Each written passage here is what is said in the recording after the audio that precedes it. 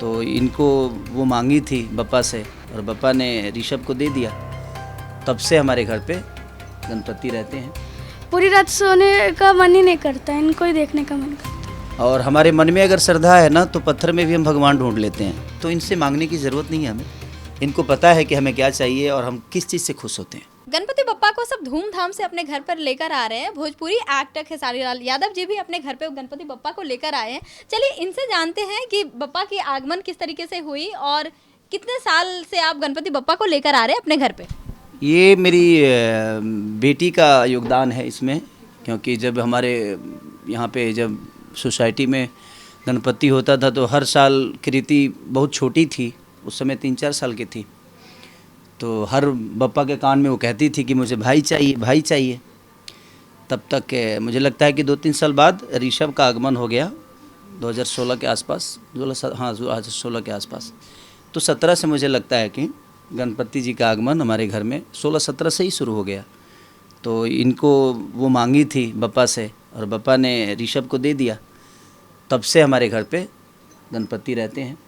तो पहले तो कम दिन के लिए होते थे, लेकिन अब 5 डेज़ के लिए होते हैं। और ऋषभ हमेशा आरती करते हैं, सुबह शाम, न सोते हैं न सोने देते हैं।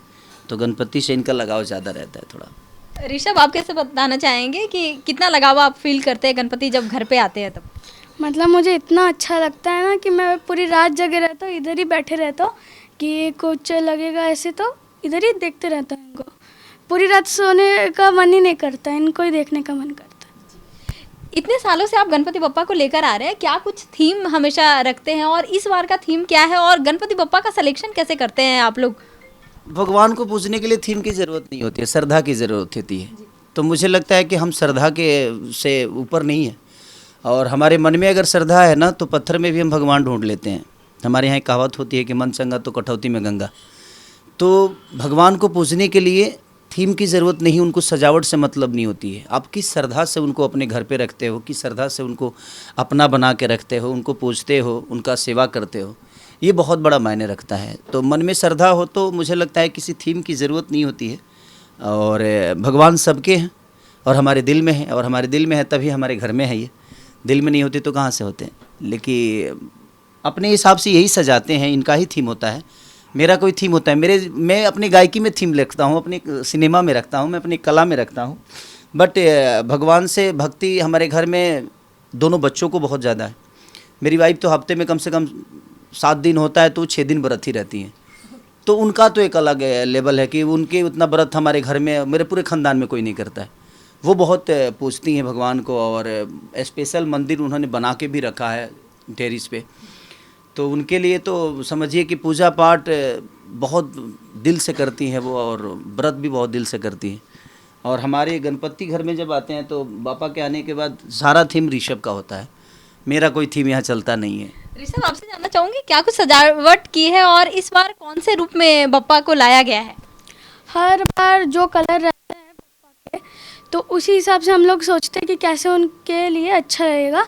तो पिछले बार ऑरेंज कलर का थीम था, इस बार पिंक कलर का रखा हमने। बप्पा से क्या कुछ आपको सीखने को मिलता है ऋषभ? अब तक तो कुछ पता नहीं, लेकिन आगे चल के सीखने को मिल सकता है। आप कुछ बताना चाहेंगे? बप्पा तो ज्ञानी है, क्या कुछ सबसे ज़्यादा उनमें क्वालिटी आपको पसंद आती है और वो आप रियल लाइफ में फॉलो करते हैं? ये अभी ऋषभ बोले ना कि अभी तो पता नहीं है। ज़िंदगी में देखिए, सेवा का कोई मोल नहीं होता और सेवा कुछ पाने के लिए नहीं होती है। सेवा इंसान करता है मन भाव से, और हमारे घर में बप्पा का भी मन भाव से ही सेवा होता है और दिल से सेवा होता है। ताकि हम लोग प्रयास करते हैं कि जो भी देते हैं यही देते हैं, जो भी करते हैं इनको ही करना है। हमें किस चीज़ की ज़रूरत है, किस चीज़ से हम परेशान हैं, मुझे लगता है कि हमसे ज़्यादा इनको पता है। तो इसलिए हम प्रयास हमेशा करते हैं कि हमें इनसे कुछ चाहिए नहीं, बस इनको ये पता होना चाहिए कि हमारे ज़रूरत में क्या है और हम किस प्रॉब्लम से हैं, ताकि उस प्रॉब्लम को सॉल्व कर दें और हमारी ज़रूरत को ये पूरा करते रहें। तो इनसे मांगने की ज़रूरत नहीं है हमें। इनको पता है कि हमें क्या चाहिए और हम किस चीज़ से खुश होते हैं।